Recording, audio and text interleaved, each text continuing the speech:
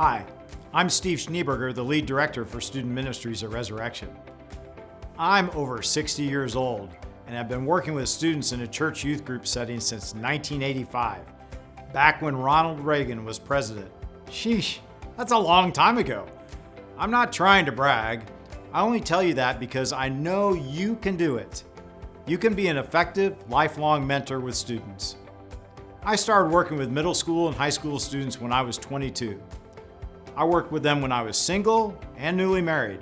I was leading serve trips, retreats, and going to lock-ins when my 3 children were young and I was in my 30s and 40s. My own children were in youth group in my 50s. At every stage in life, I was able to connect with young people and lead them in deepening their faith. That means you can do it too, no matter what stage in life you are currently in. I have one tip that will help you connect with students, no matter what.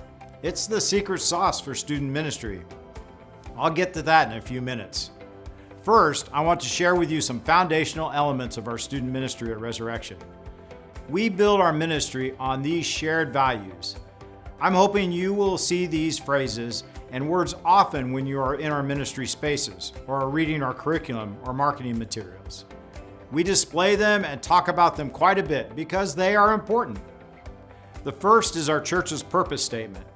Our purpose is to build a Christian community where non-religious and nominally religious people are becoming deeply committed Christians. There are several parts to this statement I want to highlight. Community is a word you will hear a lot. In student ministry, it is all about community. More on that in a second. Student ministry groups and experiences tend to land into one of 2 categories, and sometimes both categories. Our Wednesday night youth group is focused on non-religious and nominally religious students so that they can begin to engage in a faith they don't completely understand or don't believe in. Our committed students come to youth group too, but we want the youth group to be especially tailored for non and nominally religious students. Therefore, it is the best place to invite other students. If students need to go deeper, then youth group probably will not meet their needs. But our discipleship groups on Sunday mornings are built for students who are becoming deeply committed Christians as they journey through our curriculum, explore, confirm, lead, and commit. These are developmentally appropriate curricula created to lead students into a deeper commitment and understanding of their faith as they approach graduation from high school. Community is at the center of a student ministry statement, authored by our students several years ago. Our student ministry statement says, Resurrection students will create a safe, authentic, and inclusive community where everyone belongs and has the opportunity to choose to grow and live out their faith. We describe the community here as safe, authentic, and inclusive, and expect our mentors to help us to continue to create that sort of community for students.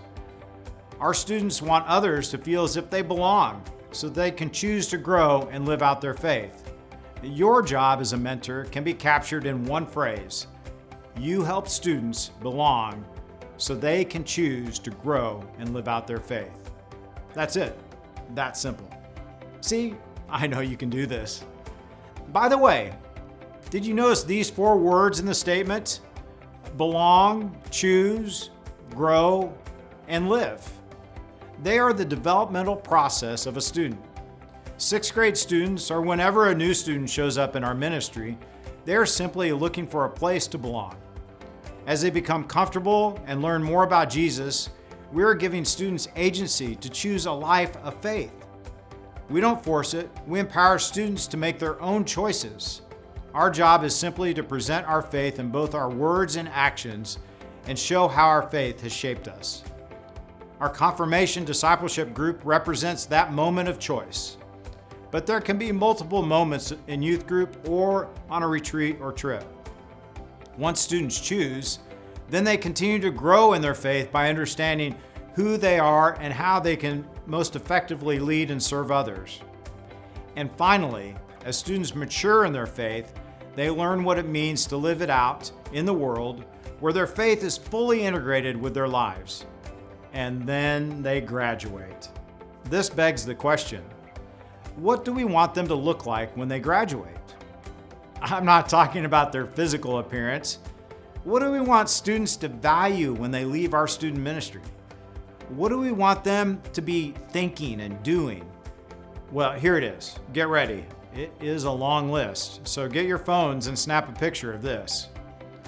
In their faith, we want students to understand grace and redemption in all its complexity. We want students to tell their story of faith by thinking for themselves and articulating a differentiated faith as their own, distinguishing truth from falsity. We want students to continue to seek their faith as a risk so they experience the benefits of staying unstuck. We want students to maintain a personal relationship with God, equipped with tools provided to them by the church. In their expression, we want students to express compassionate empathy for people who have less. We want students to have a place to serve, utilizing their full knowledge of their gifts. We want students to become aware that faith is bigger than their self, with a bigger kingdom impact. We want students to become leaders in the church, community, and world. In their relationships, we want students to emulate the loving image of God by being kind to others. We want students to remain curious, not judgmental, starting with healthy conversations with those who have different points of view. We want students to discover their next community of faith by distinguishing communities that best fit them. We want students to continue to seek out mentors as well as mentor others, understanding their role in discipleship and evangelism. Well, that's a long list. We also know what we want them to be thinking, doing, and valuing at every step along the way towards graduation. I won't share all those lists with you now, but we have them to share with you at a later time, depending on which age group you will be working with. I'm guessing that you might be seeing how this works, right? Our student ministry isn't a random organization of groups, retreats, events, programs, and trips.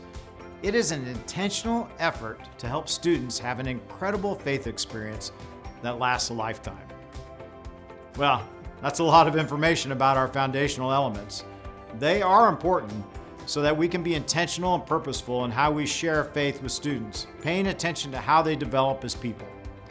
But this brings me back to the beginning. I told you there was a special sauce, the one tip that holds everything together. If you don't do this, it won't matter how great the curriculum is or how well thought out your ministry is. What is it? Value young people. They are important developing human beings. Listen to their ideas and thoughts.